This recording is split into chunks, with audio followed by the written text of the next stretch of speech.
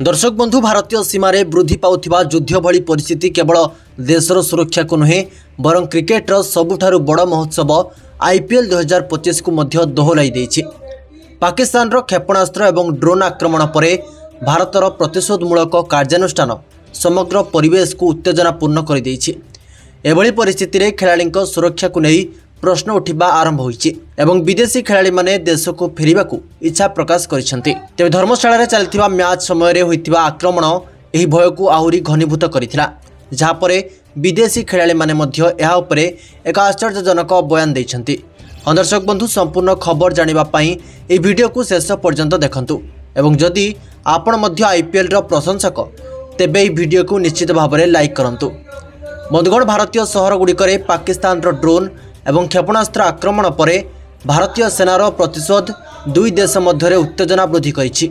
आतंकवादी अड्डा उपरे भारतीय सेना द्वारा आरंभ होइतिबा ऑपरेशन सिंदूर रे क्रोधित पाकिस्तान भारत उपरे आक्रमण करिछि। दुई देश मध्य युद्ध भली परिस्थिति सृष्टि होइछि, जहा जोगु भारत रे आईपीएल 2025 स्थगित रहिछि एवं अनिश्चितता मध्य रही। एबे टूर्नामेंट रे खेलुथिबा विदेशी खेलाड़ी माने निज देश को फेरिबाकू इच्छा प्रकाश करिसेंती। आईपीएल 2025 रो 58तम मैच गुरुवार मे 8 तारिख रे धर्मशाला रे खेला जाउथला।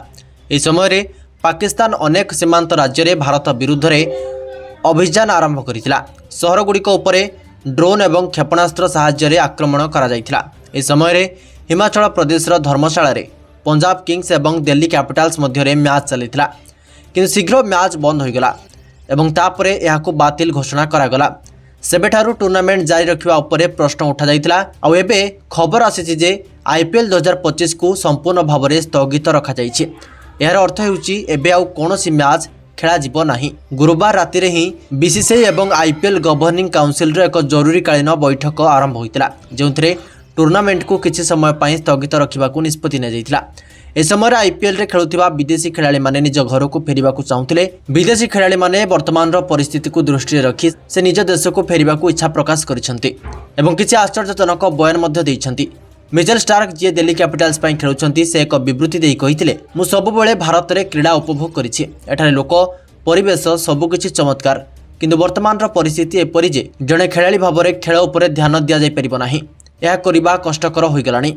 गतकाली हठात लाइट लिभिजिबारु आमे बहुत भयभीत हो जाइथिलु एवं आमको स्टाडियम छाड़ीबाकू कहा जाइथिला। जेतेबेले आपणक देश रे थिबा आपणक परिवार आपणक सुरक्षा विषय रे चिंतित हो जांती एवं आपण निजे मध्य विमान आक्रमण एवं आक्रमणर खबर सुनंती, सेतेबेले खेलटी पछकु हटि जाए। मु बीसीसीआई एवं मो फ्रांचाइज पई कृतज्ञता अवलंबन करूछि, किंतु एबे मोर प्रथम कर्तव्य होछि परिवार विषय रे चिंता करिबाकू पड़िबो। सेथिपई मते मो देश को फेरिबाकू पड़िबो। एही समय रे पंजाब पई खेलुथिबा मार्कस स्टोइनेस कहिसेंती, गतकाली धर्मशाला रे जहाँ घटिथिला ताहा मो जीवनर सबुठारु भयंकर अभिज्ञता थिला।